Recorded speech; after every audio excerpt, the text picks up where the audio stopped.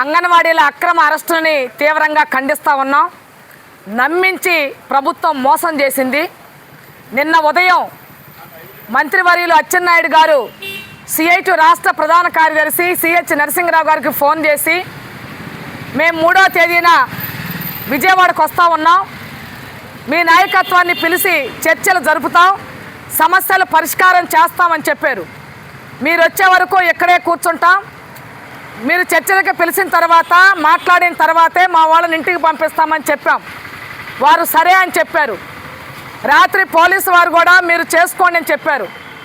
తీరా చూస్తే నిద్ర కళ్ళతో ఉన్నటువంటి వాళ్ళని రాత్రంతా దోమలతో కుట్టించుకుంటూ మురుగు వాసనతో కూడా ఇబ్బంది పడుతూ అంగన్వాడీ ఉద్యోగులు, హెల్పర్లు, మినీ వర్కర్లు అందరూ కూడా ధర్నా చౌక్లో ఉన్న సమయంలో ఉదయం 4:30-5 గంటల మధ్యలో పోలీసులు ఒక్కసారిగా దాడి చేసి చుట్టూ గుడ్డల్ని కట్టేసే పని చేసి తాడులు వేసేసి బయటికి రానివ్వకుండా అరెస్టులు చేసేటటువంటి పని చేశారు. ఇది అత్యంత దుర్మార్గమైంది. మేము బాబు గారిని నమ్మాం. ఎన్నికలకు ముందు వారు ఒక మాట చెప్పారు, నేను మారాను అని చెప్పారు.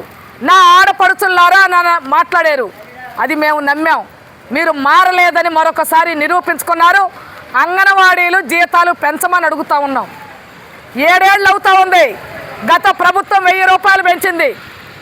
తెలంగాణతో పాటు సమానంగా పెంచుతామని చెప్పారు. ₹1 ఎక్కువే పెంచుతామని చెప్పారు, కానీ పెంచలేదు. దానికోసం 42 రోజులు సమ్మె చేశాం. ఎస్మాలు ప్రయోగించారు, ఇబ్బందులు పెట్టారు. అయినా సరే మేము ఆందోళన కొనసాగిస్తూనే ఉన్నాం. ఎన్నికలకు ముందు నా ఆడపడుచులారా మా ప్రభుత్వం అధికారంలోకి వస్తే మీకు న్యాయం చేస్తామని 1కి 10 సార్లు చెప్పారు. మీరు మర్చిపోయారా అని అడుగుతూ ఉన్నాం. అరెస్టులు చేసి మీరు జైళ్ళల్లో పెడితే, కేసులు బనాయిస్తే అంగన్వాడీ వాళ్ళు భయపడతారు అనుకుంటున్నారా? మేము భయపడే ప్రసక్తే లేదు. మేము ఒంటరిగా లేము. ఈరోజు మొత్తం రాష్ట్ర వ్యాప్తంగా అన్ని మండల కేంద్రాల్లో సిఐటియు, ఏఐటిసి, ఐఎఫ్టియు సంయుక్తంగా ఆందోళన నిర్వహిస్తూ ఉన్నాం. నిరసన కార్యక్రమాలు చేయబోతూ ఉన్నాం.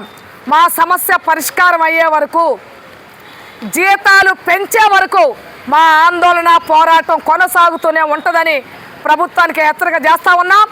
అరెస్ట్ అయినటువంటి వాళ్ళని వెంటనే విడుదల చేయాలి. ప్రభుత్వం రేపు అసెంబ్లీలో అంగన్వాడీ ఉద్యోగులకి వేతనాలు పెంచుతున్నామనే ప్రకటన రావాలి. లేని పక్షంలో అంగన్వాడీల సత్తా ఏందో ఈ ప్రభుత్వానికి చూపించే పని చేస్తామని కూడా ఈ రాష్ట్ర ప్రభుత్వానికి తెలియజేస్తా ఉన్నాం.